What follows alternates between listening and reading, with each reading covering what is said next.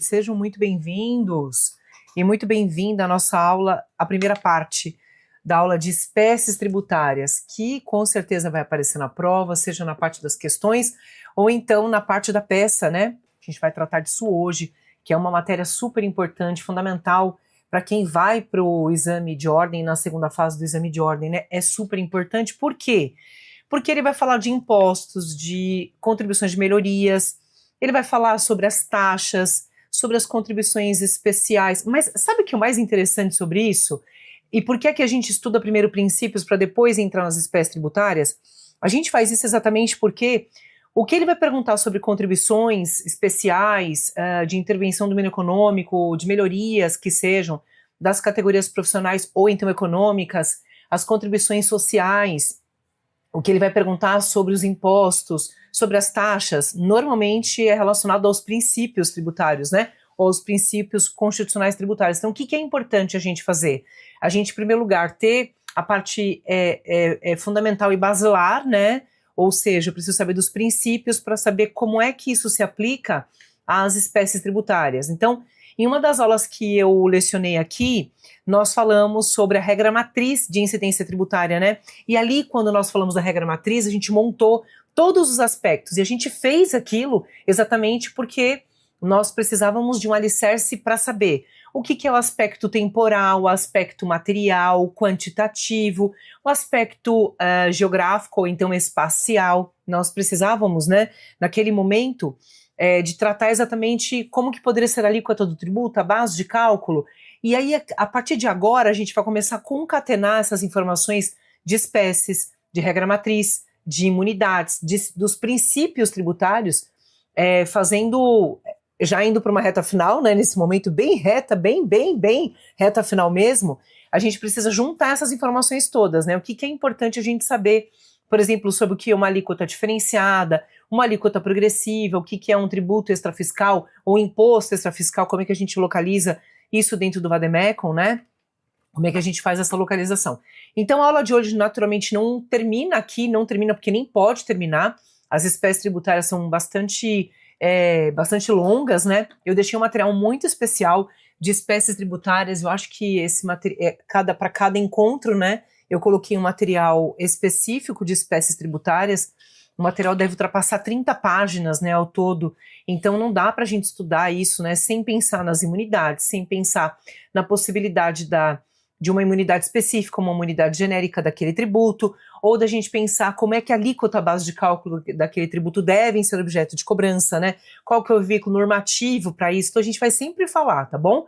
Não se preocupem que quando eu for ler o complementar eu vou falar, quando eu for ler o ordinário também vou falar, se aquele tributo ou aquele imposto curva-se ao princípio, é uma exceção ao princípio da legalidade ou da anterioridade, a gente sempre vai falar. Daqui até o final do curso, a gente vai ter então a parte de recursos, né? E também a gente começa a aprofundar nas espécies tributárias, depois impostos em espécie, ou seja, gente, não se preocupe em pensar assim, caramba, eu não sei se isso é uma alíquota extrafiscal, se isso é uma alíquota fiscal, se a gente tem uma alíquota diferenciada, não se preocupe, porque a gente sempre vai sinalizar isso para você, vai deixar isso marcado no teu Vademecum também, tá bom? Então não é para você se preocupar, no sentido de ficar desesperado, imaginando assim, meu Deus, e agora, né? O que eu faço na minha vida porque eu não entendi isso daqui?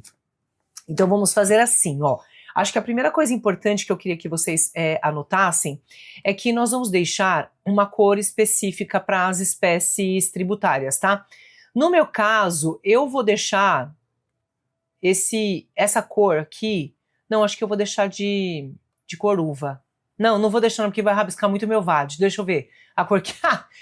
tô bem decidida hoje, não é mesmo? Ó, eu vou deixar dessa cor aqui, ó. Tá bom? Esse aqui é um... não sei, os homens vão falar que é vermelho, né? Mas as mulheres vão dizer, professora, é tipo um tom cereja, né? É tipo um tom cereja, tá bom?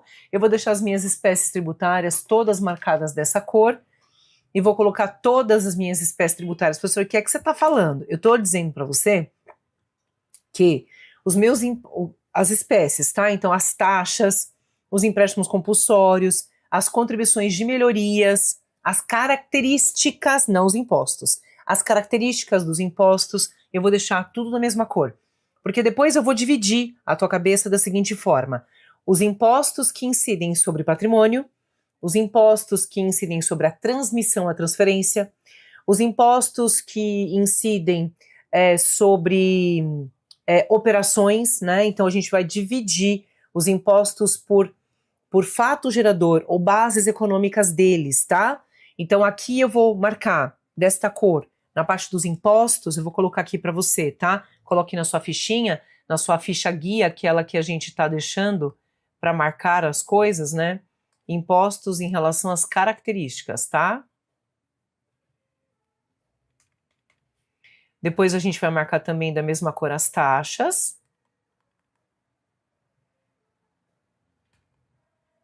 Os empréstimos compulsórios, as contribuições de melhorias e as contribuições especiais, tá bom? Então nós vamos deixar tudo da mesma cor, isso daqui, tá? As espécies tributárias. Sendo que quando a gente chegar nos impostos em espécie, então quando eu estiver marcando, por exemplo, IPVA, IPTU e ITR, que incidem sobre a propriedade, aí eu vou falar, olha, eu quero a cor X, tá bom? E a gente vai marcando para o grupo de impostos e pelos fatos geradores deles, tá? Ok, pessoal? Tá bom? Então é isso, tá? Vamos lá então começar? A primeira coisa importante sobre as espécies tributárias, pessoal, é que a gente vai estudar 5 espécies diferentes, né? São 5 espécies distintas. O CTN havia previsto 3 espécies, mas a Constituição Federal e o Supremo Tribunal Federal prevêem essa divisão como sendo 5 espécies e não apenas 3 espécies, né? Então, impostos, as taxas, empréstimos compulsórios, contribuições de melhorias e contribuições especiais. E a gente vai falar hoje dos impostos, das características dos impostos, o que diferencia os impostos das demais outras espécies tributárias, o que é que você precisa saber em termos gerais a respeito desta espécie tributária, tá? O que é que você vai precisar saber e como é que a gente vai estudar isso, tá? Então eu vou me manter aqui nas fichas, tá? Eu vou ficar aqui porque é até mais fácil, né, de disponibilizar para vocês ali no materialzinho complementar, mas as meninas aqui gentilmente já colocaram também no material complementar, quem é aluno da VAT já sabe, o materialzinho complementar que eu tratei só das espécies tributárias, tá? Então vou colocar aqui a primeira espécie, coloque aí na tua fichinha também. Por que, professora, na ficha? Porque eu vou criar um esquema bem legal nas fichinhas mnemônicas só para tratar das espécies tributárias, tá? Eu vou desaparecer um pouco aqui, então coloque a primeira espécie tributária, que são os impostos, tá? Os impostos, tudo bem? Coloque aí, então, a nossa primeira espécie tributária, que são os impostos. Mas, antes de tudo, eu queria falar sobre a definição legal de tributos, porque eu vivo perguntando isso em simulado, né? Eu sempre converso com os alunos a respeito disso, a respeito do artigo 3º do Código Tributário Nacional, né? Eu sempre gosto de perguntar isso porque o examinador também gosta. Se ele gosta, a gente gosta, se ele tem apreço e paixão, nós também temos apreço e paixão pelo que ele vai perguntar, tá bom? Ó, vamos falar então, em primeiro lugar, sobre a definição que está prevista e estabelecida no artigo 3º de CTN, como é que isso pode aparecer na tua prova no exame de ordem na segunda fase, tá? Então, primeiro lugar, né, sobre o artigo 3º do Código Tributário Nacional, a gente tem uma definição legal de tributo que ela vai dar um norte para todas as outras definições importantes, né, das espécies. Ela que vai nortear todas as espécies tributárias, tá? Então, cuidado com isso, porque veja, acho que a coisa mais importante que nós temos é que o tributo, ó, aqui,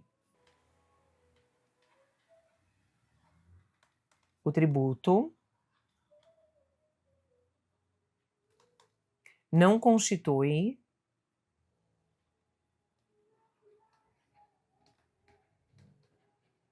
sanção de ato, sanção de ato ilícito, eu coloquei ato ilícito, sanção de ato ilícito. Eu estou falando aqui em relação ao que pode aparecer, ou seja, estou tentando tratar, assim, de cima para baixo, no nível de prioridade, né? aquilo que é mais importante dessa parte aqui. Eu digo, o tributo não constitui sanção de ato ilícito. Portanto, se a prova disser para você, ó, que o tributo foi instituído porque ele precisava penalizar,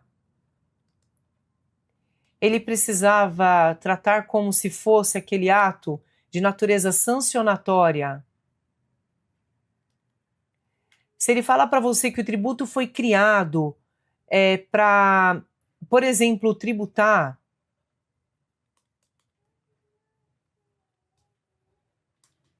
o ato de poluir, tá? Isso tudo aqui não pode, porque o artigo 3º do CTN falou que ele não constitui uma sanção de ato ilícito, tá bom? Não vai constituir uma sanção de ato ilícito, não. Então, acho que o primeiro ponto importante é esse aqui, ó. Se ele começar a falar para você, uma taxa foi criada porque ela precisava tratar a possibilidade de reduzir a poluição, não existe isso. Ou ele queria penalizar quem polui, também não existe isso no Brasil. Aqui no Brasil, pessoal, a gente não tem poluidor pagador. Quem polui, aqui vai ser autuado. A gente não tem licença de poluição. Aqui no Brasil não existe isso. Existem nos países da Europa, em especial na Europa, isso existe. Alguns países da América do Sul também adotam esse regime, esse sistema. Aqui no Brasil não existe isso. Não existe a possibilidade de uma licença para você conseguir poluir. Aqui, se você polui, se você naturalmente trata de forma irrazoável o sistema, todo o ecossistema, você vai ser autuado. Não existe um tributo dizendo o seguinte, ó, faz assim, ó, já que você vai poluir, eu vou fazer você pagar mais tributo. Não é verdade, isso não acontece aqui no país, tá? O Estado brasileiro não adota essa definição, porque o tributo não constitui uma sanção de ato ilícito. Não é para isso que o tributo é criado, não é para isso que o tributo serve, tá? Então ele não constitui uma sanção de ato ilícito, não. Cuidado, tá? Isso é uma coisa muito, muito importante sobre a possibilidade de aparecer na prova. Uma outra coisa que pode aparecer na prova, e aí pontinho de atenção aqui, é o seguinte, ó, ele fala lá no artigo 3º que, inclusive, o tributo ele é cobrado em moeda.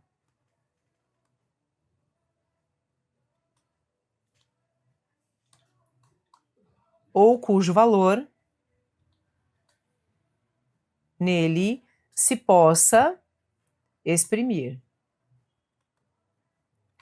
Aqui, sabe o que acontece? A gente tem uma ideia de que o tributo só pode ser previsto, né, e pago e remunerado mediante dinheiro. Parece que só pode ser em espécie, não é?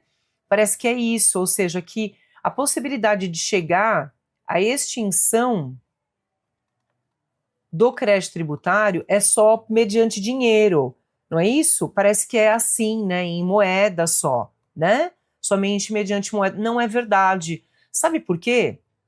Nós temos uma mitigação aqui, né? Ou uma suavização desta hipótese, ou dessa possibilidade que está prevista ali no artigo 3º do Código Tributário Nacional. Daqui a pouco a gente vai para ele, tá bom? Tanto é verdade que você vai para o Instituto da Dação do Pagamento,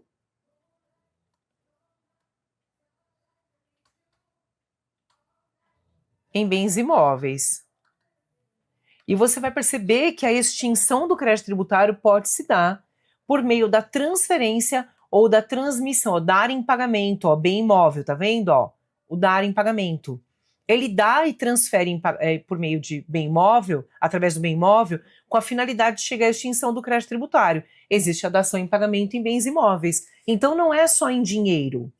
Eu percebo que o Código Tributário Nacional tratou uma hipótese que, ao invés de ser em moeda, em dinheiro, eu possa dar em pagamento coisa diversa daquilo que havia inicialmente sido pensada ou contratada. Então, é possível a dação em pagamento em bens imóveis. É o artigo 156, vamos lá para ele já já, 15611 do Código Tributário Nacional, tá? 15611 do CTN. Vamos lá comigo para ele? Coloque aí dação em pagamento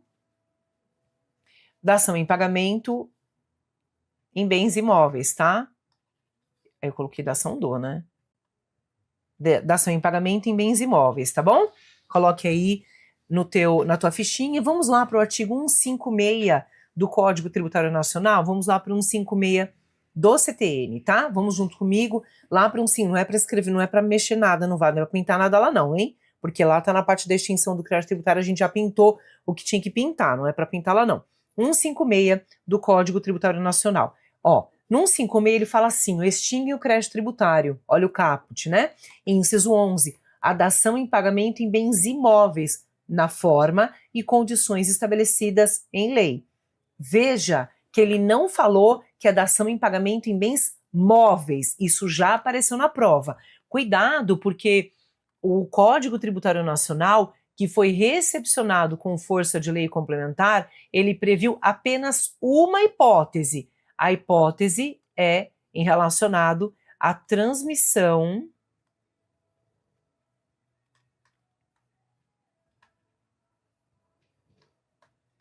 da propriedade do sujeito passivo, eu abreviei, tá bom? Eu abreviei aqui, ó. Da obrigação tributária para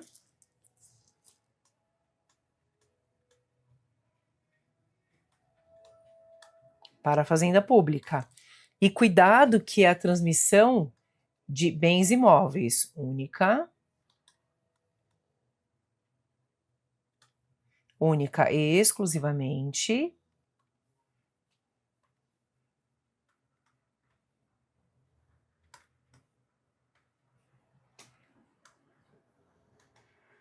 de bens imóveis. Muda de cor de caneta e escreve aí, ó. Não alcançando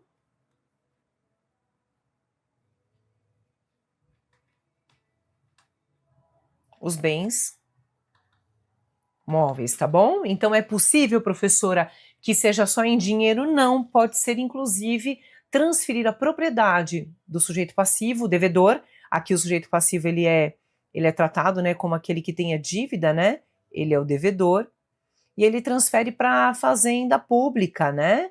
A fazenda pública aqui, ela figura como sendo o credor do crédito tributário, né? O devedor e o credor. Então a gente tem uma transmissão e uma transferência da propriedade como forma de chegar à extinção do crédito tributário, conforme o artigo 156, 11 do Código Tributário Nacional. Ao invés de pagar em dinheiro, a gente transfere em propriedade. A letra A pergunta se pode, você diz que sim. Artigo 156, 11 do Código Tributário Nacional. A letra B vai dizer, mas também é possível que esta transferência aconteça em relação a uma transmissão ou uma transferência de bem imóvel, você vai dizer não, porque o Código Tributário Nacional não tratou desta modalidade, disse que a transferência vai se dar só em relação aos bens imóveis. Tudo bem? Fácil, né, de responder, porque 15611 do CTN expressamente já previu a possibilidade desta transferência ou dessa transmissão. Tudo bem? Beleza? Então tá bom. Veja que ele também fala, então eu tô descendo aqui para as ordens que eu acho mais importante, tá? Para aquilo que eu acho mais importante, nessa ordem, né? Tá bom? Então veja só. Além disso, ele fala que a cobrança do tributo vai acontecer mediante uma atividade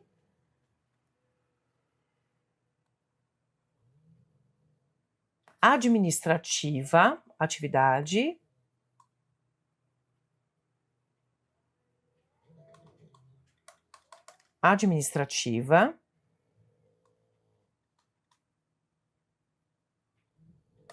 plenamente vinculada, tá bom? Atividade administrativa plenamente vinculada, ou seja, não há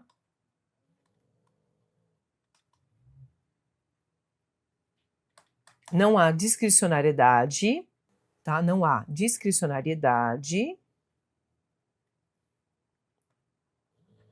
deferida ou autorizada, tá? Ele não pode agir com discricionariedade, não. Deferida ao administrador tributário, tá?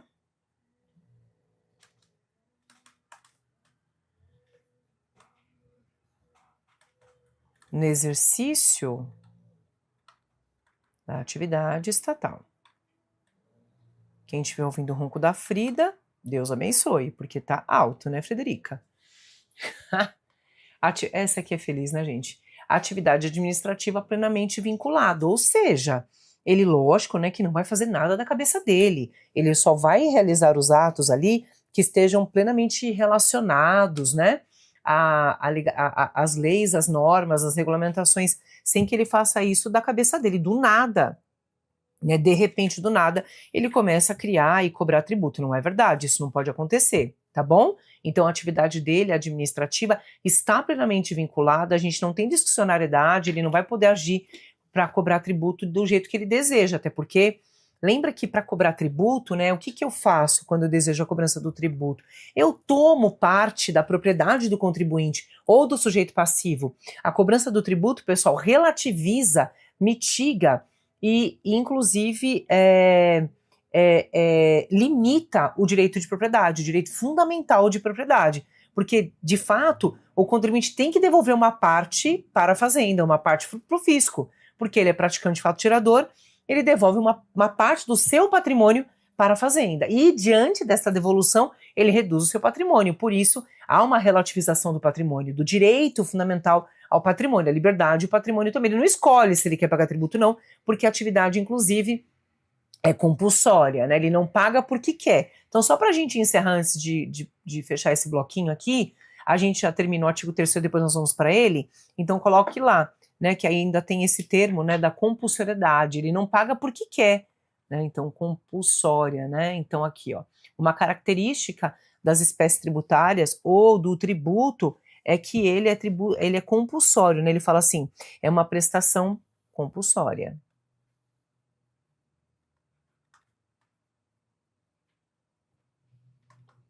Não há um acordo entre as partes, não, né? Não há acordo aqui. Então, essa possibilidade de ser compulsória significa dizer que, estando previsto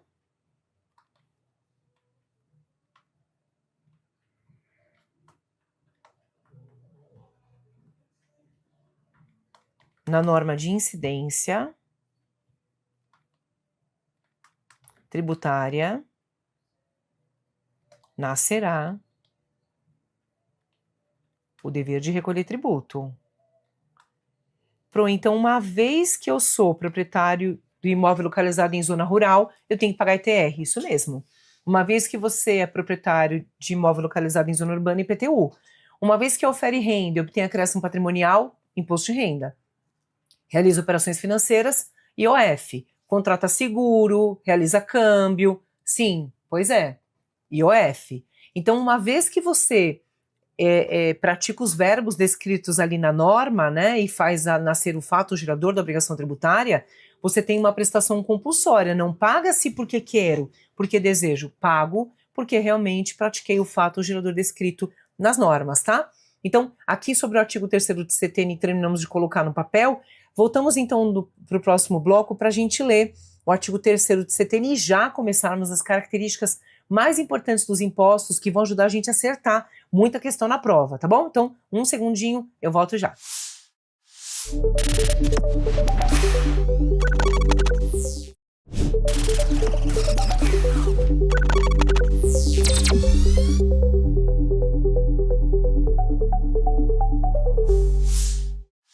Vamos lá? Ó, vamos ao artigo 3º do Código Tributário Nacional para lermos juntos, tá bom? Vamos ler o artigo 3º do CTN, porque ele pode sim ser objeto de pergunta na tua prova. Eu sempre coloco esse em simulado, até já coloquei, né? E vou repetir daqui a pouco para ver se vocês souberam e entenderam por que é que ele é utilizado. Muita gente esquece do artigo 3º do Código Tributário Nacional, nem passa por ele, que ele está no comecinho do CTN, né? Então ele parece que é até desinteressante, né? Ele não tem ou não faz muito sentido para nós. Vamos lá para o 3º do Código Tributário Nacional e ele diz assim, ó, tributo é toda a prestação pecuniária e compulsória, em moeda ou cujo valor nela se possa exprimir, que não constitua uma sanção de ato ilícito, é instituída em lei, lembra que é o princípio da legalidade, né? E cobrada mediante atividade administrativa plenamente vinculada. Logo abaixo, pessoal, se você não tiver no teu VAD, por favor, debaixo do artigo 3º do CTN, coloque já aí, aproveite para colocar artigo 150, inciso 1 da Constituição Federal, 150 inciso 1 da CEF, e coloque também 97 do CTN, tá? 150 inciso 1 da CEF, 97 do Código Tributário Nacional também, porque é por meio de lei. Aproveite e coloque também 156, inciso 11 do CTN, 156, inciso 11 do Código Tributário Nacional. Então eu falei 150, inciso 1 da CF, 97 do CTN e 156, inciso 11 do Código Tributário Nacional. Coloque aí também 156, 11, tá? Do Código Tributário Nacional. Beleza? Tá bom, professor, entendi. Perfeito. Então deixamos isso esclarecido agora neste momento. E agora a gente vai falar sobre as características dos impostos. Vamos lá? Vamos colocar as principais características aqui, ó, dos impostos. Eu vou colocar aqui na fichinha. Você começa a escrever na tua fichinha também, tá? Então eu estou continuando aqui dando sequência e vou colocar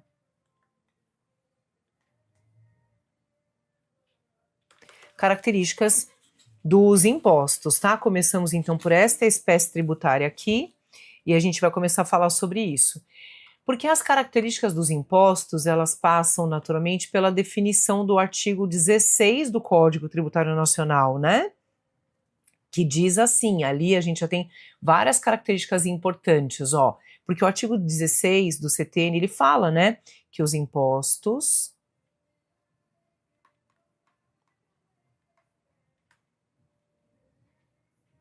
são os tributos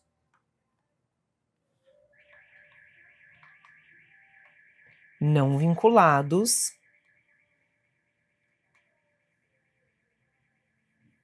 a uma atuação estatal, tá?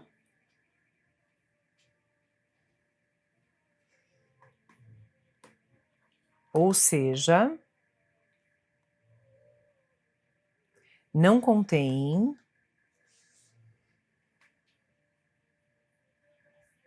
nenhuma conduta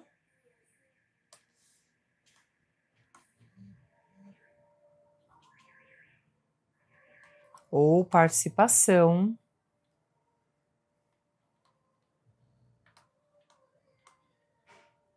ou do poder público.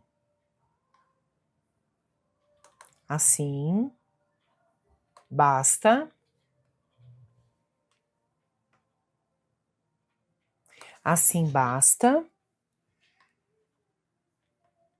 que o SP, eu coloquei SP de sujeito passivo, tá bom? Basta que o sujeito passivo realize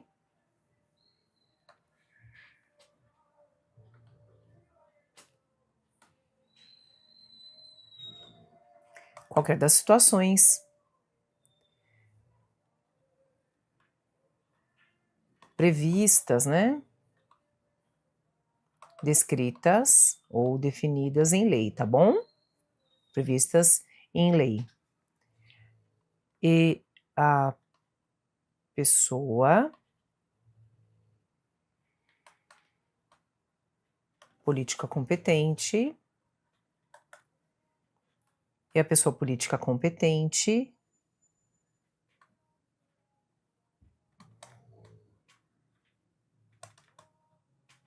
estará autorizada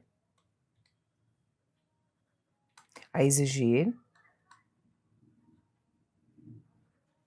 o imposto correspondente. Muda de cor de caneta, escreve assim. Ou seja, não haverá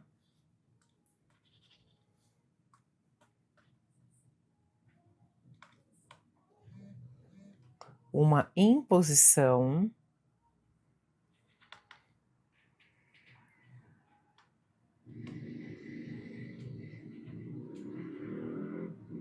de contraprestação direta ao sujeito passivo, tá bom? Ok? Então, olha que interessante, né? Essa é a primeira característica do imposto, ó, é a definição que está no artigo 16 do Código Tributário Nacional. Ou seja, o imposto, ele não pede, né, ele não requer uma contraprestação estatal, eles são não vinculados a uma atuação estatal, ou seja, não há uma contraprestação direta ao sujeito passivo. O que acontece com as taxas? Lembra que as taxas, elas prevêem uma contraprestação do Estado? Então, olha que interessante. Tá, professora, volta aí e explica para mim. Explico, claro. Veja só, a gente já vai ler o 16 do CTN, eu volto ali para a lousa para vocês em um instante, tá? Mas vamos pensar assim. Todas as vezes que eu remunero o poder público mediante taxa, a atividade estatal é vinculada, então existe um olhar, assim, uma conexão muito importante entre aquilo que eu remunero o Estado para realizar e aquilo que eu vou receber de prestação de serviço público, específico e divisível, então, diante do exercício regular do poder de polícia. O exercício regular do poder de polícia ou serviço público, ambos, né, ambas as situações são objeto e alvo de taxa, de recolhimento de taxa ao poder público. Mas eu pago a taxa porque o Estado, naturalmente, vai me entregar um serviço. Ou então ele vai realizar o poder de polícia, vai exercer, né, o poder de polícia administrativa. Então eu percebo que, mediante a minha remuneração, ele entrega aquele serviço que está previsto na norma, previsto em lei. Mas quando a gente tem imposto, não há essa contraprestação estatal direta, né? Não há uma vinculação, quer dizer, eu não pago imposto porque estou esperando diretamente um benefício. Pode ser que esse benefício nem chegue a mim, porque a gente não está na Suíça nem na Suécia, né, minha filha? A gente não está em nenhum país do leste europeu, muito menos país da Europa, onde existe a necessidade, a obrigatoriedade, uma vinculação à contraprestação estatal, a uma atividade estatal em que o Estado entregue, né, perfeitamente, de forma muito personalíssima, aquilo que o contribuinte entregou para os cofres públicos, né? Com saúde, com educação, enfim. Isso não acontece no Brasil. A gente paga tributo e veja, voltando a informação aqui na fichinha, tá vendo? Ó, a gente paga tributo porque basta que o sujeito passivo realize qualquer uma das situações previstas e descritas em lei. E aí a pessoa política competente já está autorizada a realizar a cobrança do tributo, tá vendo? Olha como é diferente das taxas, né? Então vamos colocar aqui, isso é diferente porque em algumas perguntas da prova e de simulado, a gente precisa chegar nesse raciocínio jurídico. Então veja, né? Que diferente das taxas, onde sempre haverá uma contraprestação.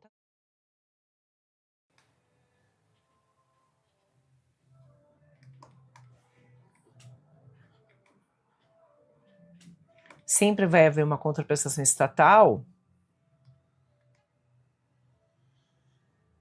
Os impostos fogem a esta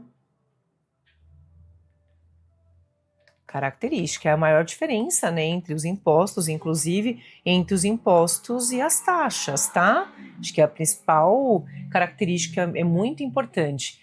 Olha, a próxima característica é um princípio. É um princípio. A segunda característica é um princípio muito importante.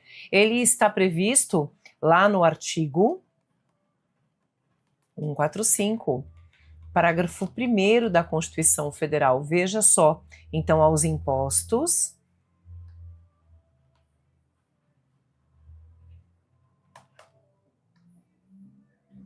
reais e pessoais, como medida essencial de alcance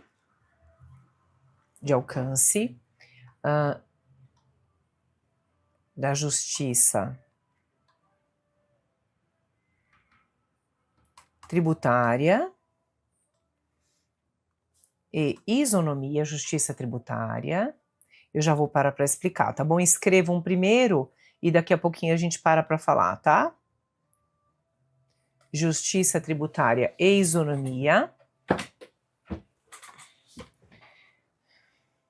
Então, eu posso reais pessoais, os tributos, perdão, vamos colocar esses, né, que vai ficar melhor. Esses tributos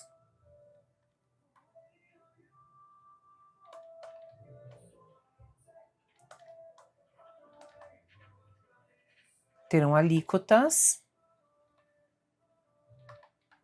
progressivas sempre que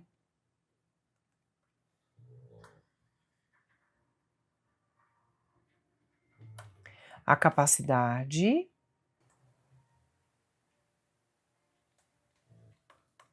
contributiva puder ser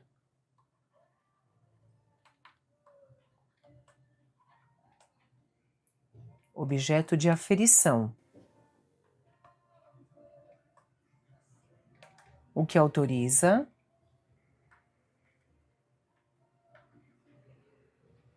exigir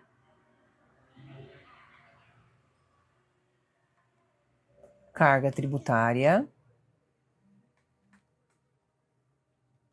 mais gravosa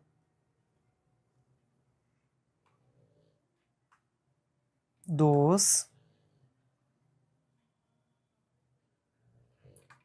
economicamente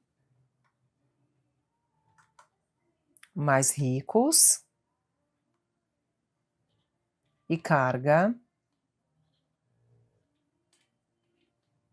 atenuada dos menos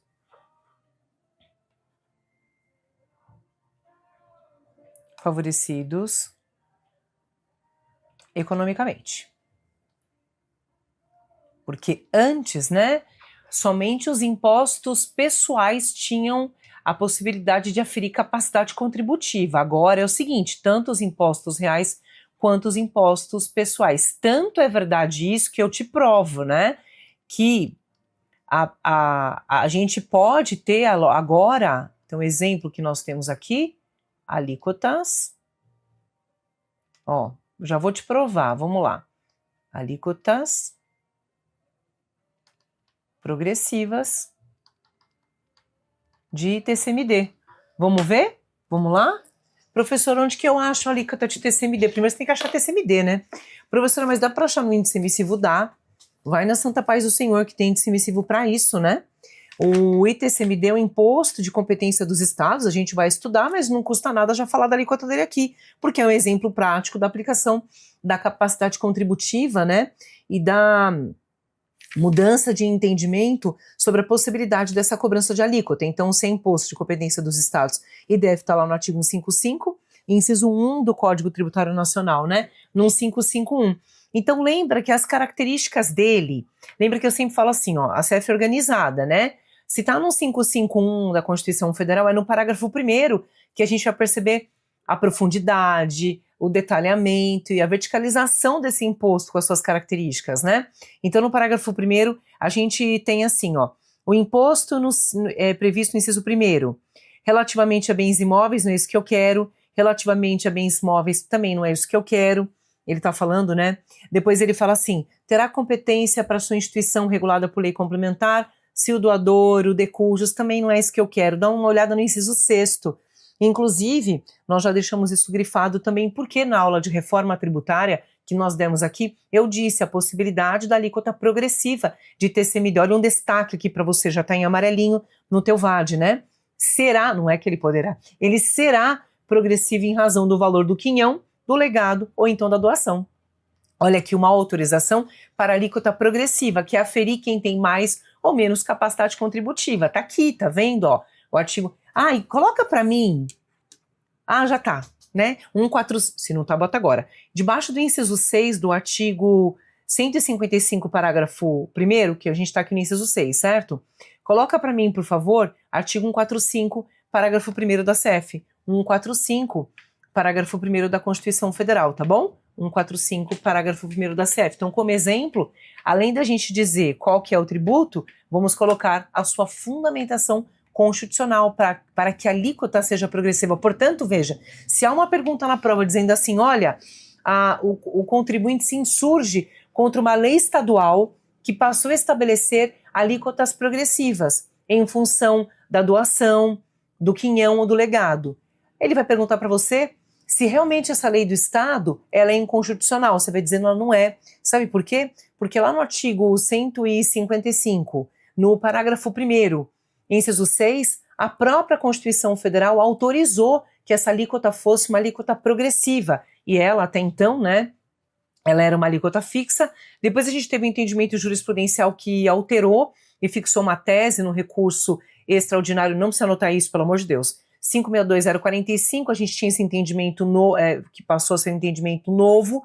Esse entendimento acabou autorizando ou então estimulando que os estados da federação pudessem cobrar alíquota progressiva e não mais fixa, né? No estado de São Paulo ainda a alíquota de TCMD é de 4%, uma alíquota fixa, mas agora há uma autorização constitucional expressa, sem que haja objeto algum de questionamento, o imposto real com alíquota progressiva, existindo, né, uma autorização para que os estados da federação possam agora cobrar as suas alíquotas progressivas, de acordo então com o legado, o quinhão ou o valor da doação, tá? Então há uma justiça aqui, a tentativa de criar uma justiça tributária nessas doações. Então lembra que a gente tem o TCMD, né, o imposto real, que incide sobre a causa mortis, e as doações, a autorização para alíquota progressiva, artigo 155, parágrafo 1º, inciso 6 da Constituição Federal, alíquota progressiva de imposto real, tá?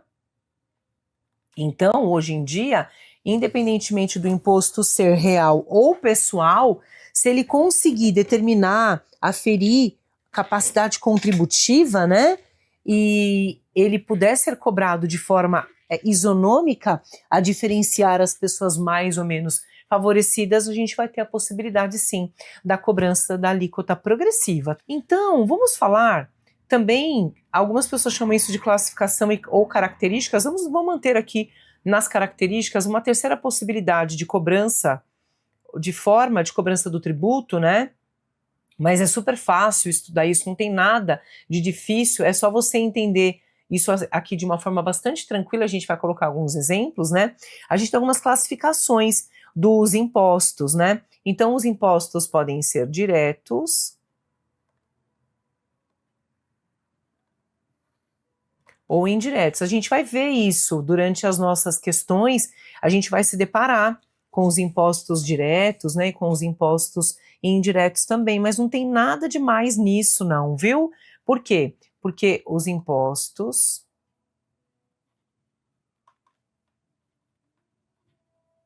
diretos, em que o contribuinte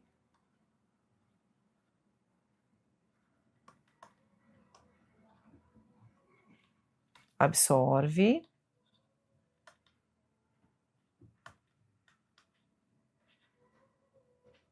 diretamente o impacto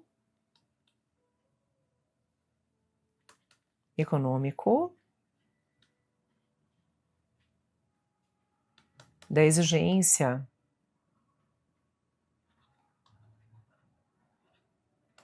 da exação tributária. Pro, dá exemplo claro. Se você pratica fato gerador de PVA, você recebe lá carnê para pagamento de PVA, né? Ou então baixa aquilo ali de forma eletrônica, né? Tá vendo, ó? Eu sei que é uma relação direta entre o Estado e o contribuinte, o sujeito passivo, tá vendo? Ó, eu percebo sujeito ativo e sujeito passivo numa relação direta, em que o contribuinte, ó, ele recebe diretamente o impacto do pagamento, da cobrança do tributo que é previsto em lei. Então, ele é um imposto direto. Já o imposto indireto, vou fazer essa definição só para a gente fazer a troca do bloco aqui, já. Ai, como passa rápido, né, gente? Credo! Daqui a pouco já está no dia da prova. A professora também precisa falar isso que meu coração dispara, pelo amor de Deus. Tem que fazer prova mesmo. Já o imposto, tô ficando tudo doido. Imposto indireto, e é normal ficar doido, né? Já o imposto indireto haverá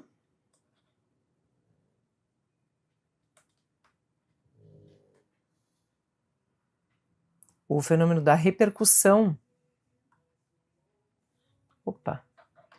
tributária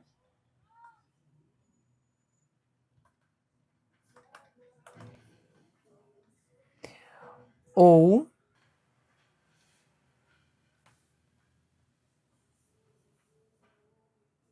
da traslação, tá? Chama traslação mesmo. translação ou translação econômica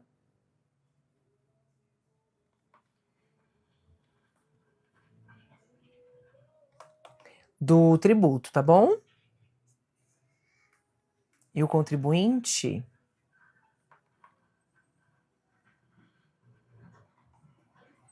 de direito não é aquele que absorve o impacto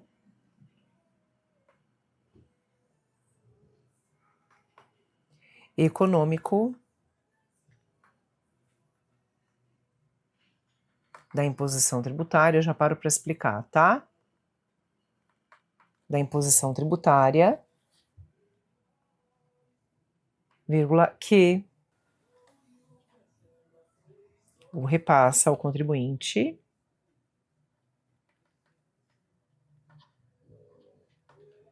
de fato, consumidor final. A gente não está falando de substituição tributária para frente aqui não, tá? A gente está falando só de um exemplo que pode se dar aqui diante dos impostos, né? Dos impostos indiretos, né? Então, a reforma tributária passa por um momento de transição, então não adianta, tem que falar deles, né? IPI, por exemplo, o ICMS, né? O ISS, são impostos que prevêem, né?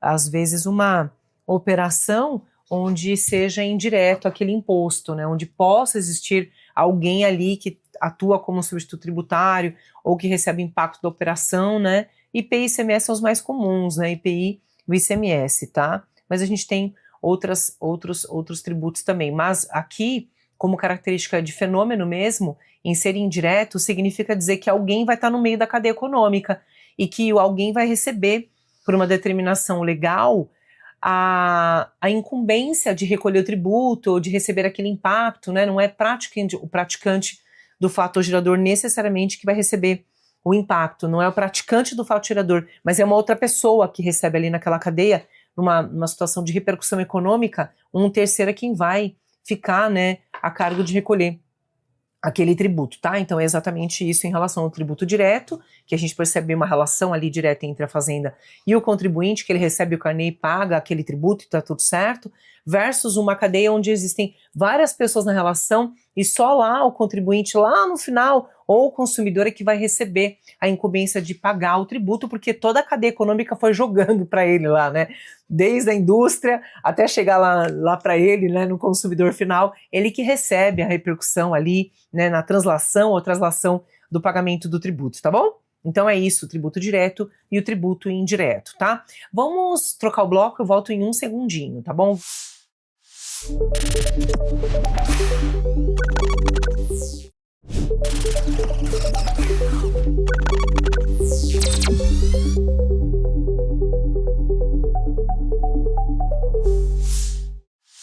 Vamos para o imposto fiscal e extrafiscal? Vamos lá? Para uma próxima característica, eu vou colocar como sendo aqui uma quarta característica, tá bom, queridos? Vou colocar aqui como quarta característica, então,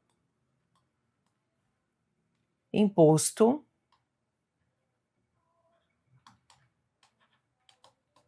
fiscal e extrafiscal. Em algumas situações, inclusive, lembre que a gente pode ter o tributo assumindo uma característica, uma feição extrafiscal, né? Então, o imposto fiscal, coloque aí, a gente já vai olhar no VAT também, tá bom? O imposto fiscal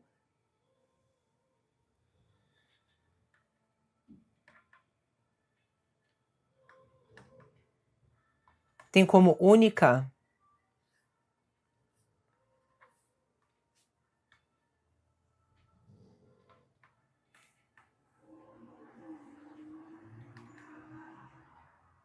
e exclusiva característica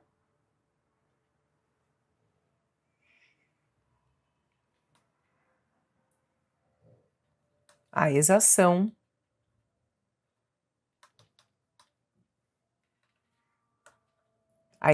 tributária, tá?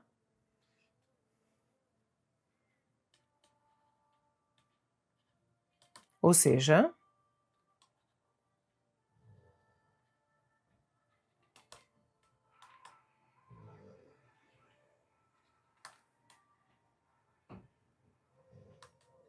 a sua finalidade é meramente arrecadatória.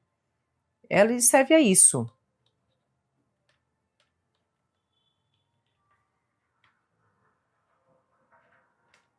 Já o imposto. Eu vou ficar perguntando isso para vocês, viu? Quando a gente estiver tendo aula de imposto, tá? Não vou parar de perguntar até a gente fazer prova. Já o imposto, mas vai ficar fácil. Já o imposto. Já o imposto extrafiscal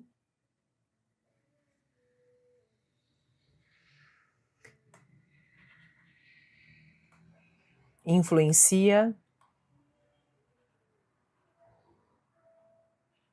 o comportamento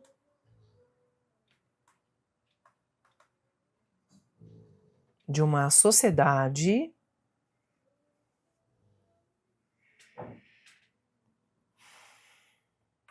barra contribuintes. Nós vamos parar para falar, tá bom? Não se preocupem que a gente vai parar. Contribuintes. Um alcance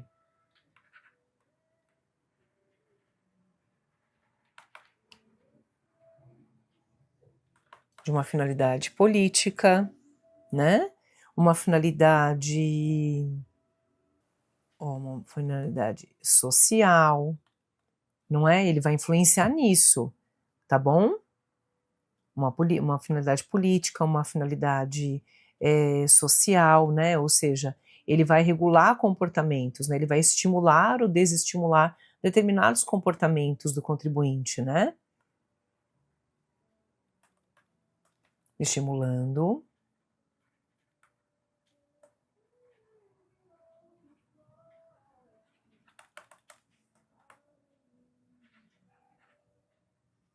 o comportamento. Tem autores que falam que o imposto ele tem as duas feições, mas depende, né? Isso depende muito da própria Constituição Federal mesmo, em dar essa característica. Então a gente tem, por exemplo, impostos extrafiscais aqui, o imposto de importação, o imposto de exportação e imposto extrafiscal, o IOF, o IPI, são todos impostos extrafiscais, né? Aí nós temos, olha só, impostos que recebem uma feição extrafiscal, o ITR, o IPTU, né? E por que, professora? Eu vou falar, tá? Vamos parar e eu vou falar com vocês sobre isso, eu vou falar sobre absolutamente tudo, mas já aqui no ITR, vamos nos adiantar, porque a gente tem uma finalidade muito importante aqui para esses dois impostos, né? Que incidem sobre a propriedade e que relativizam o direito fundamental à propriedade. Esses dois impostos, eles precisam atender, e por isso da sua extrafiscalidade, eles precisam atender a função, observar a função social da propriedade. Vou dizer para vocês que eles vão se prestar a isso mesmo, né?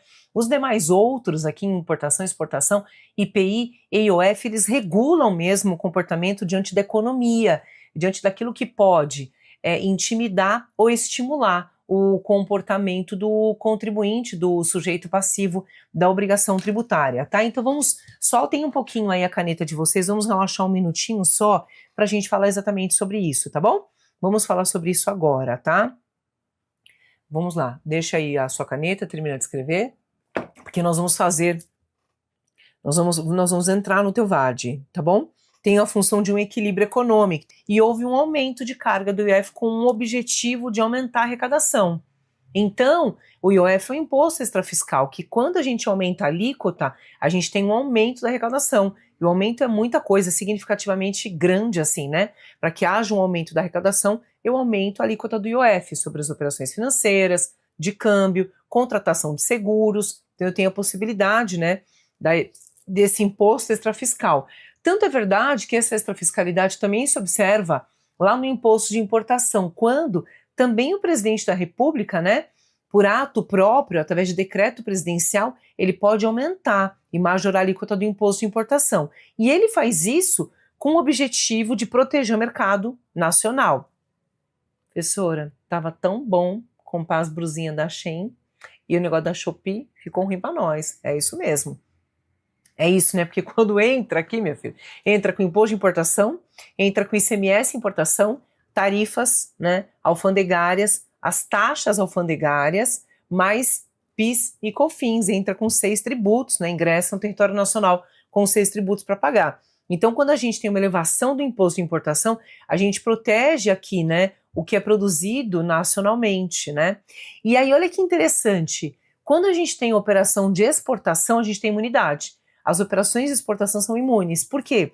É um estímulo para que o Brasil consiga exportar sem tributo e torne-se naturalmente um país de referência, um país onde há uma exportação importante de soja, de carne, né, as carnes brasileiras, as frutas brasileiras, o café brasileiro, e o Brasil se torne uma referência, né, de competitividade e de qualidade no fornecimento desses produtos alimentícios, por exemplo, em todo o mercado internacional. Então veja como o imposto em exportação também é extrafiscal, então quer dizer, extrapola a natureza meramente arrecadatória.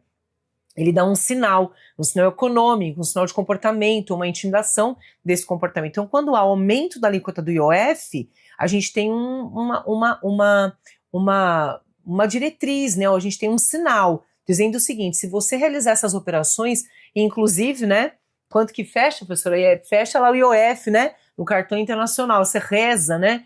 Para ver quanto é que vai fechar o dólar ali, quanto é que vai fechar o dólar no momento do fechamento da tua fatura, quando você compra bens do exterior, ou você traz coisa do exterior, faz compra lá no exterior e traz para o território nacional, ingressa no território nacional, né? Desembaraça aqui para o território nacional. A mesma coisa acontece com o IPI.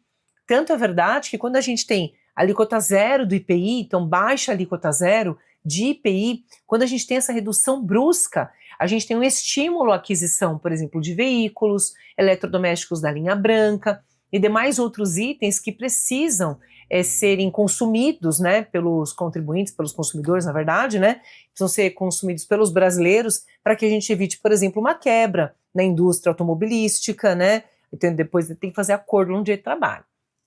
Então a gente percebe a extrafiscalidade. É quando o imposto ele conduz a economia, ou ele reduz alguns estímulos, ou ele consagra, ele estimula a pessoa a aquisição de determinados bens. Eu nem preciso de 3 liquidificadores, eu nem preciso daquela geladeira nova, mas eu vou adquirir por quê? Porque a alíquota está zero, o IPI está lá baixinho, né? Nem precisa de mais um veículo, né? Mas tem 3, mas vai comprar mais, não, porque vai que precisa para alguma coisa. Tem negócio do rodízio, né? Então é isso. Veja que ele dá para você um estímulo, tá vendo? Um comportamento. A Renata escreveu assim, ó, tem função de equilíbrio econômico. Até mandei coração para ela aqui, ó, vários coraçõezinhos para Renatinha. Tem mesmo, né, uma função de equilibrar a economia. E aí quando eu percebo que eu preciso trazer esse equilíbrio, na prova cai.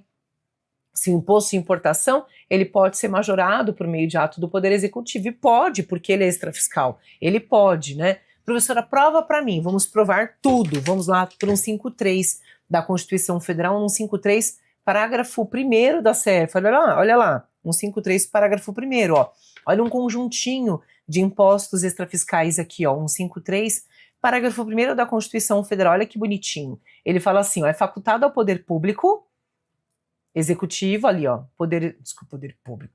É facultado ao poder executivo, bom, em primeiro lugar, né? Isso aqui tá lá no artigo 153, ou seja, ele tá falando dos impostos de competência da União, tá?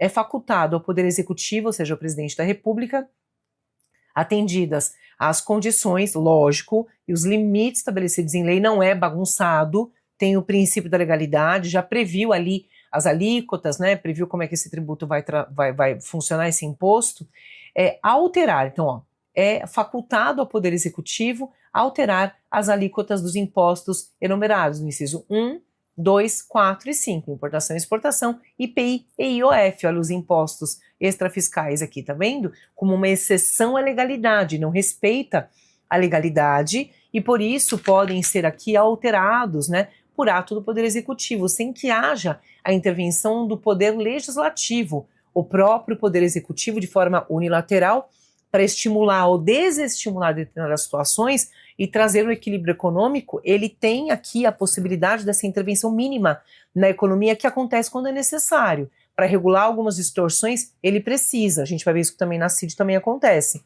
Então, são os impostos extrafiscais. E eu vou ficar perguntando para você, isso aqui é extrafiscal ou fiscal? E você vai ter que saber me responder. E se não souber, precisa procurar no livro, na prova, certo? Então, a extrafiscalidade do tributo, tá? Do imposto. Aí eu falei para você que o ITR e o IPTU também são extrafiscais. Quer ver? Vamos ficar no ITR já que a gente está no 153 da Constituição Federal? Vamos lá. Bruno, sei onde está o ITR, não tem problema, vamos juntos comigo, ó. Inciso 1º, estou no 153, tá? Vamos baixando um pouquinho nos incisos aqui. Artigo 153 da Constituição Federal, compete à União instituir impostos sobre, inciso 1º, importação de produtos estrangeiros, exportação para o exterior de produtos nacionais ou nacionalizados, renda e proventos de qualquer natureza, inciso 3º, 4, produtos industrializados, 5, operação de crédito, câmbio, seguro ou relativa a títulos ou valores mobiliários, 6, propriedade territorial rural, inciso 6. Veja que ele só falou sobre o fato gerador, que é, ou seja, propriedade territorial rural. Vamos ver se depois, no inciso 6, a gente tem as características do ITR, se a gente consegue achar alguma coisa. Bom, parágrafo 1º é sobre a possibilidade do decreto do Poder Executivo majorar a alíquota dos impostos extrafiscais. O parágrafo 2º está falando, ó, do imposto aqui, né, do imposto de exportação, tá? Desculpa, mentira, acabei de mentir. Está falando do inciso 3º do imposto de renda. Depois ele fala, ó, no inciso 4 sobre o IPI, a gente vai falar sobre isso daqui a pouquinho, tá? Depois, num parágrafo 4º, ele vai falar do inciso 6, que é esse que eu quero. Então, eu estou no 153, parágrafo 4º da Constituição Federal. Tenha paciência que você vai achar as características dos impostos que estão sempre aprofundados ali, verticalizados, sendo tratados em nível de norma fundamental no rabo do artigo, né? Falou norma fundamental, eu trouxe uma coisa horrorosa de falar, que é o rabo do artigo. Parágrafo 4º, olha lá. O imposto previsto no inciso 6 do caput será progressivo. Tá vendo? Já falou que vai ser progressivo. Em função do que, professora? Em função de desestimular a propriedade improdutiva.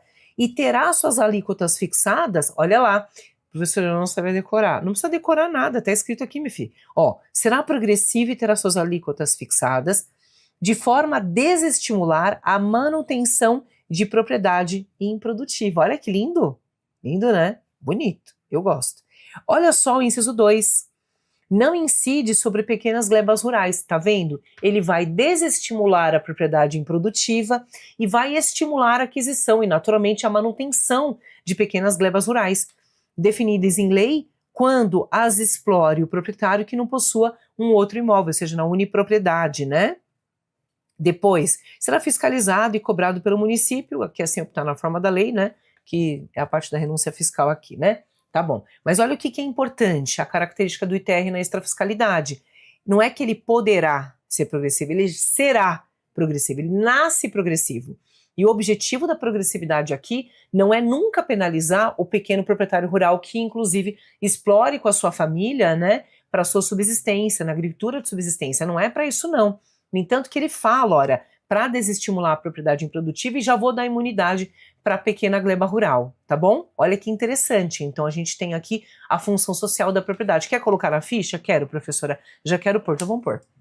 Tá bom? A função social da propriedade. Então, aqui no ITR a gente vai ter o artigo 153, olha lá, parágrafo 4º, incisos 1 e 2 da CF, né? Ó, a gente já tem a possibilidade de pensar aqui na extrafiscalidade desse imposto, viu? Olha que legal, tá vendo? Ó, como a gente aprende na prática, a extrafiscalidade vai ser progressivo e não incide sobre pequenas glebas. Ou seja, a não incidência aqui é uma imunidade, né? Que ele tá falando porque tá na Constituição Federal. A não incidência aqui é uma imunidade. Se você ainda não marcou o inciso 2 nas imunidades específicas, lembre que você precisa assistir aula de imunidades. E se você esqueceu de marcar, chegou ao teu VAD há pouco tempo, marque, pinte de amarelinho. Não incide sobre pequenas glebas rurais definidas em lei que as explore o proprietário que não possua outro imóvel, tá? Deixa aí já marcadinho, arrumado para você, porque você vai precisar, tá bom? Beleza, Pro. Ok. Inciso 1 e 2 do artigo 153, parágrafo 4º, extrafiscalidade desses impostos, tá? Depois vamos lá para o artigo 156 da Constituição Federal, vamos lá para o 156 da ACF, tá bom? Vamos lá para o artigo 156 da Constituição Federal. No 156, eu vou ficar aqui, vou parar com você, para você ler junto comigo, o caput, né? Compete aos municípios instituir impostos sobre, inciso 1º, propriedade predial e territorial urbana. Como é que eu sei que pode ter extrafiscalidade aqui, professora? Veja, vai para o parágrafo 1º. Estou no 156, inciso 1, agora desço lá para o rabinho do artigo, parágrafo 1º. Olha o que ele disse, ó. Sem prejuízo da progressividade no tempo, aqui se refere o artigo 182, parágrafo 4º, inciso 2, o imposto previsto no inciso 1 poderá. Pro, ele pode ser progressivo em razão, inciso 1º, poderá ser progressivo em razão do valor do imóvel. Tá vendo? Olha lá. Então a gente tem duas progressividades de IPTU aqui. Uma das progressividades é para forçar a função social da propriedade, forçar o cumprimento da função social da propriedade, desestimular a propriedade lá abandonada e subutilizada. E no inciso 1º, ele fala pode ser progressivo em razão do valor do imóvel. Lógico quanto mais valioso, né? A gente vai ter o imóvel, ou seja, quanto maior o valor venal do imóvel, mais a gente tem pagamento de IPTU por uma questão de justiça tributária, né? Uma isonomia. Então a gente tem duas hipóteses aqui para o IPTU, ó, professora, vamos colocar então, vamos sim. Então a gente tem o artigo 184 lá no IPTU, né? Artigo 184 que prevê a progressividade, 184, parágrafo 4º, inciso 2 da Constituição Federal, mas a gente também tem 156, né, ó, 156, parágrafo 1º, inciso 1 da CF, ó, tá vendo, ó? Então aqui a gente tem a progressividade do ITR e aqui a gente tem a progressividade do IPTU. A gente vai estudar, viu, pessoal? Eu só estou mostrando para você como é que a progressividade pode aparecer na prova. Nós vamos aprofundar, falar sobre as características, colocar tudo isso direitinho. Mas nessa aula, o que é importante é você saber que os impostos podem ter uma função, por forçar a função social da propriedade, pode ter uma alíquota progressiva. Ou seja, estimula alguma coisa e desestimula outras coisas, tá? Pessoal, ficou claro aqui esse raciocínio que nós fizemos? Só para que a gente saiba que existe sim, e os exemplos que nós temos estão dentro da Constituição Federal, não estão fora da CF, tá? Então a gente tem a possibilidade da cobrança do tributo desse jeito, né? Então sempre para estimular a função social da propriedade, né? Ou então a gente tem aqui, né, o desestímulo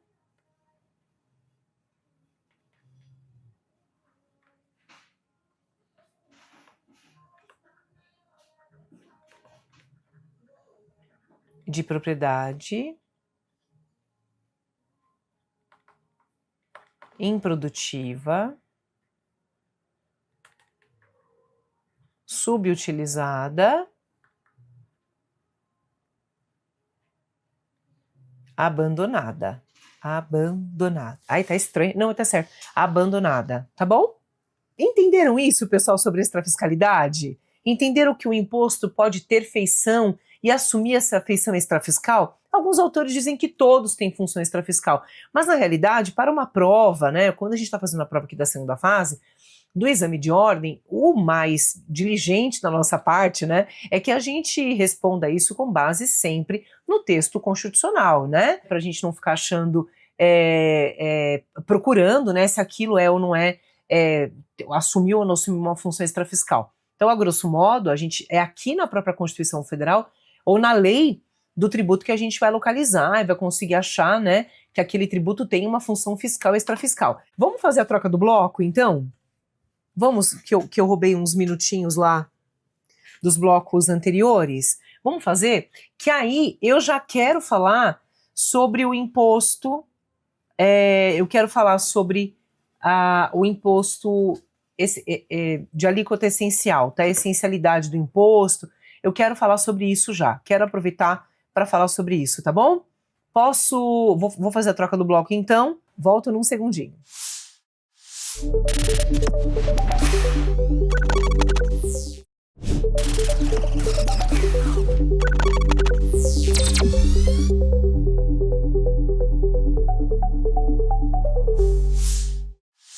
Então, vamos falar agora, deixa eu ver aqui qual característica, eu tô na quinta. Ó, na quinta característica, coloque aí, escreva aí, por favor. A quinta característica, ó. Então, a gente pode ter o imposto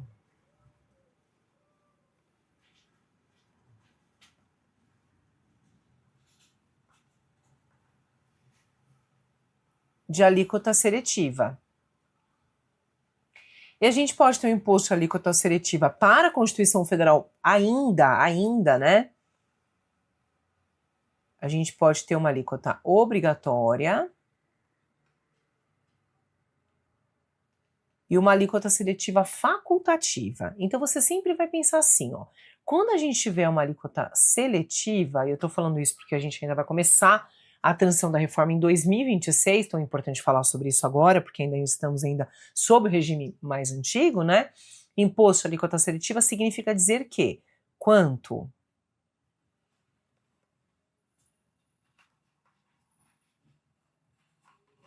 essencial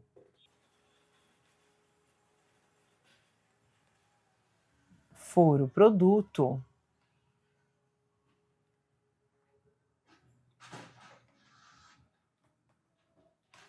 menor será a sua alíquota.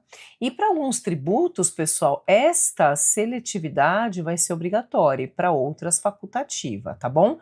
Como estamos falando ainda do regime que é antigo, né? A obrigatoriedade, pessoal, dirige-se ao IPI e a facultatividade dirige-se ao ICMS. Quando você estiver na pós, no mestrado, você vai falar, professora, é doida. No mestrado, no doutorado, você vai falar, professora, você falou errado. Não, então, sabe o que acontece? Para a FGV, pessoal, a gente vai ter que falar que a facultatividade é do ICMS, porque está na Constituição Federal, e do IPI obrigatória, porque também está na CF. Quando você vai fazer uma prova, né, uma prova oral, aí tem uma dissertação, o professor vai falar, mas você acredita que a alíquota de ICMS seletiva é facultativa? Você fala, não acredito. Está na Constituição Federal, mas é mentira.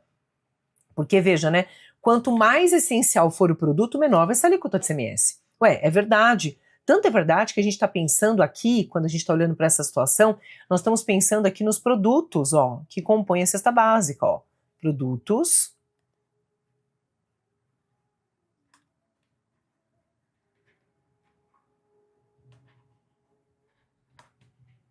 que fazem parte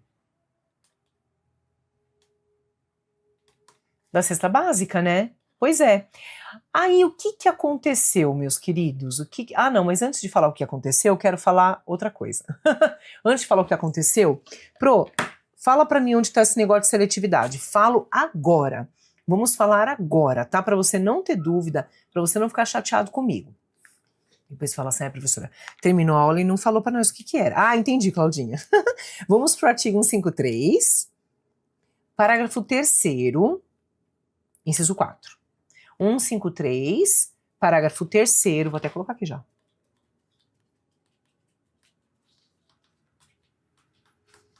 Inciso 4 da CF, tá? 153. Menti.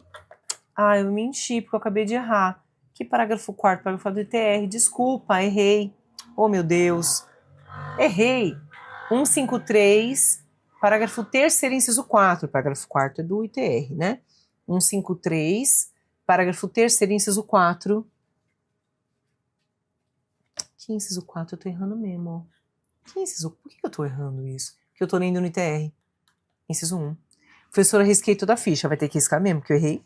Fazer o quê? 153, parágrafo 3º. Inciso 1 da CF. Já que eu tô aqui passando vergonha, peraí. Coloque aí, ó.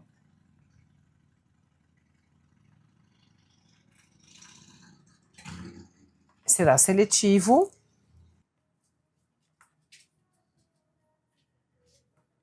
Em função.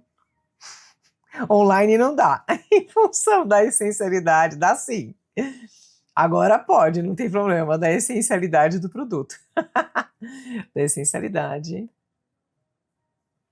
do produto. Ou seja, quando ele fala assim para você, ó, será seletivo, não é poderá. Ou seja, a seletividade aqui para nós é uma seletividade, olha lá em cima, né? Obrigatória. Ele terá que ser seletivo, ou seja, a lei que estabelece a cobrança do IPI necessariamente tem que tratar, então, de forma obrigatória, tá? Ele vai ter que ser seletivo, ou seja, os produtos mais essenciais terão alíquota menor. Então, ó, quanto maior a essencialidade, menor vai ser a alíquota. Então, quer dizer, professora, que a lei do IPI vai ter que observar, obrigatoriamente. E quanto menos essencial, maior a alíquota, ó. Quanto menos essenciais, maior vai ser a alíquota. Então, quer dizer, professora, que aqui a gente está falando, né, dos produtos da cesta básica, ó. Os produtos da cesta básica estão aqui. E o que a gente está falando quando a gente tem menos essencial, maior alíquota? A gente está falando de produtos supérfluos, né? Ó.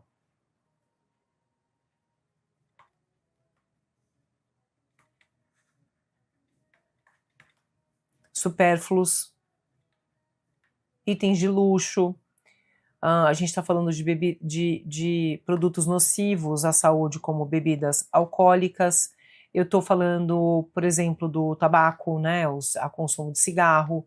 Então, a gente tributa isso, né, em 350%. Pode, não é não é confisco, né, porque a gente quer desestimular o consumo do tabaco, de bebida alcoólica, né, e aí a gente tributa mais produtos supérfluos e de luxo.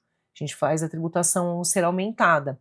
Então, a gente tem uma possibilidade desse aumento acontecer. E aí veja que é uma autorização constitucional expressa, né? Depois de ter feito vocês rabiscarem aí a fichinha de vocês, me desculpem, artigo 153, não sei de onde que eu estava tirando o parágrafo 153, parágrafo 3º, inciso 1º, ou seja, a lei do IPI deverá observar obrigatoriamente a seletividade. Aí ele dá a gente tem uma diretriz, né? A gente tem uma diretriz que aponta para o legislador infraconstitucional, dizendo assim, ó, você, legislador, não poderá tratar as alíquotas de forma igualitárias, iguais. Quanto mais essencial for o produto, menor terá que ser a alíquota. Obrigatoriamente vai ter que ser menor essa alíquota. Porque senão, professora, se ele não respeitar o que é essa alíquota? Respondam para mim. Se ele não respeita a essencialidade, ou seja, a alíquota, alíquota, quanto maior, mais essencial o produto, menor a alíquota. O que é aqui? Como que a gente tem que classificar essa tentativa do legislador infraconstitucional cobrar o tributo? A alíquota desrespeita um comando da Constituição Federal, porque ele diz, será seletivo em função da essencialidade do produto. Tá bom? Então, obrigatoriamente tem que ser seletiva essa alíquota, tá? Perfeito? Entenderam isso, pessoal? Tá bom. Aí, vamos lá. Uma coisa importante aqui. É lógico, né, pessoal? A gente vai ter o momento da transição, mas como a gente ainda não começou, então precisa falar sobre esses tributos, tá? E aí, vamos lá para o artigo 155 da CF, já vou voltar lá para o 153 daqui a pouco, tá? Vamos para o 155 da Constituição Federal, vou falar de ICMS, tá? Que também ainda, só em 2033 que sai de vez de todo o sistema tributário nacional, por enquanto ele tá ali, tá bom? Ó, 155, parágrafo 2º da CF, ó. No 155, inciso 2, ou 155, inciso 2 agora. Operações relativas à circulação de mercadorias e sobre prestação de serviço de transporte interestadual e intermunicipal de comunicação, ainda que as operações e as prestações se iniciem no exterior. Parágrafo 2º, aqui ele começa todas as características do ICMS, a gente vai estudar todas elas, tá? Será não cumulativo, a isenção e não incidência, não implica crédito, poderá ser seletivo, inciso 3º, ó, tá vendo, ó? Prometo não errar, ele fala que poderá ser seletivo, ou seja, a seletividade ela não é obrigatória. Na prática ela é, mas aqui para a prova da FGV, pessoal, tem que responder que ela não é obrigatória, tá? Opa, já comecei, né? Maravilha. 155. Parabéns para mim. Parágrafo 2º. Inciso 3º da CF, ó. Inciso 3º da CF. Poderá ser seletivo. Aqui, a diretriz é do poderá, ó. Poderá, seletivo,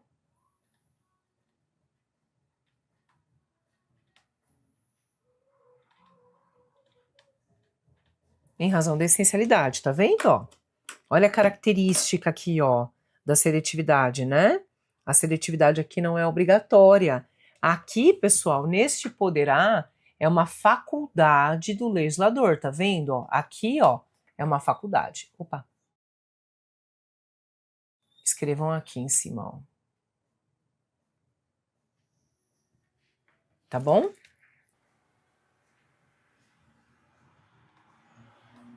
E do outro lado, obrigatoriedade da seletividade, tá? Então, enquanto um é facultativo, o outro, a observância ali é da obrigatoriedade, tá? Ok, pessoal? Entenderam aí? E aí, pessoal, a gente vai estudar o imposto seletivo, né? A gente vai estudar o imposto seletivo, mas eu já queria falar dele agora, tá? Ok? Tá. E é o seguinte, ó. O imposto seletivo, que ele ainda, ele vai, né, ele precisa de ser definido por meio de lei complementar, né, a gente já tem a definição por meio de LC, ele já foi introduzido pela emenda constitucional. O imposto seletivo, ele vai a grosso modo substituir o IPI. Por que a grosso modo? Porque é o seguinte, ó, o IPI vai tendo sua alíquota reduzida até chegar a zero, e aí vai existir um momento em que o IPI, estando com a alíquota baixada a zero, a gente vai ter a prevalência, a predominância do imposto seletivo, que é o IS, ou imposto do pecado, né? E ele tem uma função, ele já veio com a função totalmente extrafiscal, tá? Então coloque aí, imposto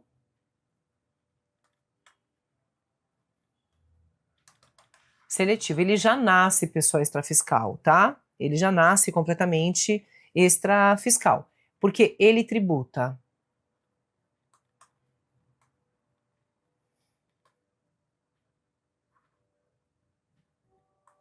a importação,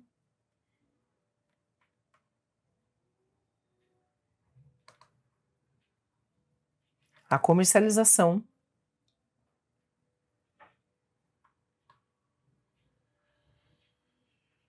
extração,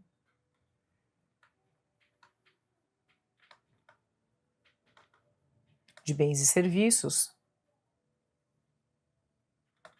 prejudiciais à saúde e ao meio. Tá? Então, a gente já tem a seletividade aqui, né? E essa seletividade, ela é importante no seguinte sentido, né? Ele vem para tributar operações nocivas, tá? Então, sabe uma coisa? Olha só. Aqui ele vai tributar a produção de alimentos com alto teor de gordura. Sabia? Porque eles são produtos tidos como produtos nocivos à saúde, tá? Tanto é verdade que a gente vai ter, ó, uma alíquota de cigarros. A sugestão é que essa alíquota aqui de cigarros, pessoal, chegue a 250%, tá? Ele é chamado, né, imposto seletivo, a gente vai estudar profundamente, que é o imposto do pecado, ó, imposto do pecado, tá?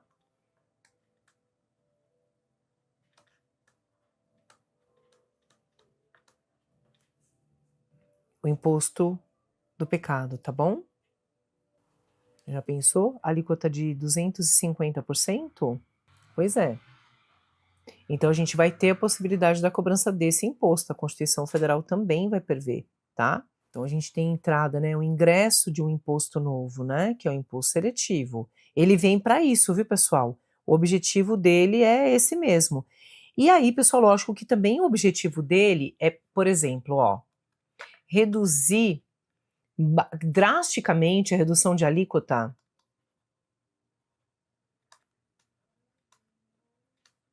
de carnes, dos ovos e dos itens de primeira necessidade ou que compõem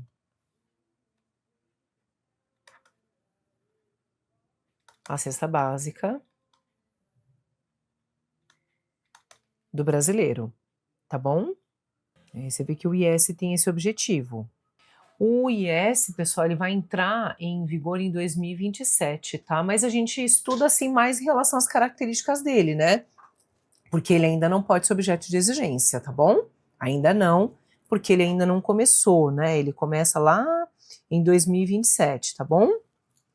A gente depois estuda ele, mas em relação às suas especificações, mais para vocês pensarem que ele também é um imposto que tem como diretriz, né, ou que tem assim como orientação constitucional a extrafiscalidade, tá? Tudo bem? Ok, pessoal?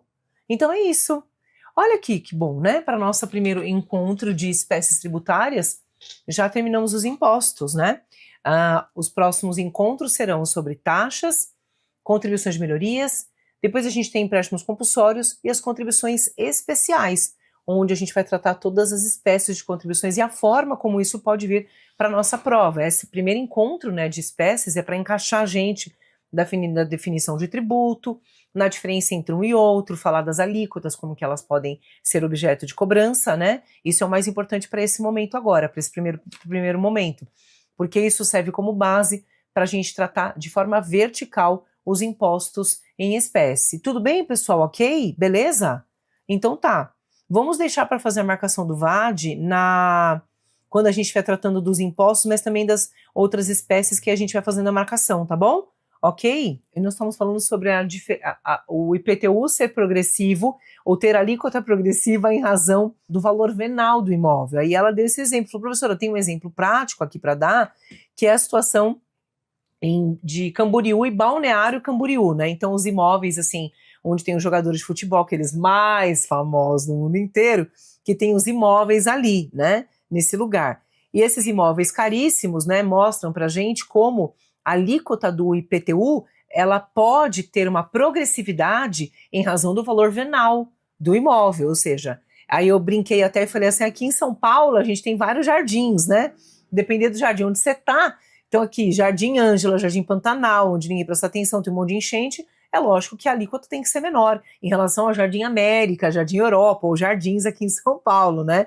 É lógico, a alíquota do IPTU lá do BC, né, do Balneário Camboriú, desses prédios, né, desses arranha-céus aí, sem dúvida nenhuma vai ser uma alíquota muito mais agressiva, né, muito mais invasiva mesmo do que a alíquota de alguns imóveis que não tenham esse, né, esse negócio todo, né, esse frufru todo. Eu não sei o nome desse negócio que eu quero falar, não sei o nome.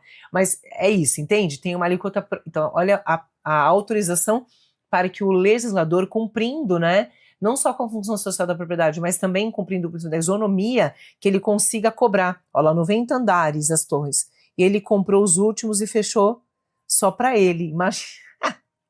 Pessoa pobre, né? Pessoa pobre de espírito. Pessoa pobrezinha, né? Pensa nisso, ó. Por que a alíquota tem que ser progressiva? Não, tem que ser progressiva porque é uma questão de justiça tributária, justiça social, isonômica, não tem como. Por isso, progressiva. Quanto maior a base de cálculo, OBC, ó. Quanto maior a base de cálculo, quanto maior o valor venal do imóvel, maior vai ser a alíquota, né? E quando a gente tem uma base de cálculo maior e a alíquota vai variando, assim, ou vai tendo uma alíquota progressiva, significa que a gente tem a capacidade contributiva sendo aferida, né? Quanto mais capacidade a pessoa tem, mais alíquota ela paga, tá bom? Então é isso. Beijo grande Fiquem com Deus, muitíssimo obrigada e até mais, pessoal.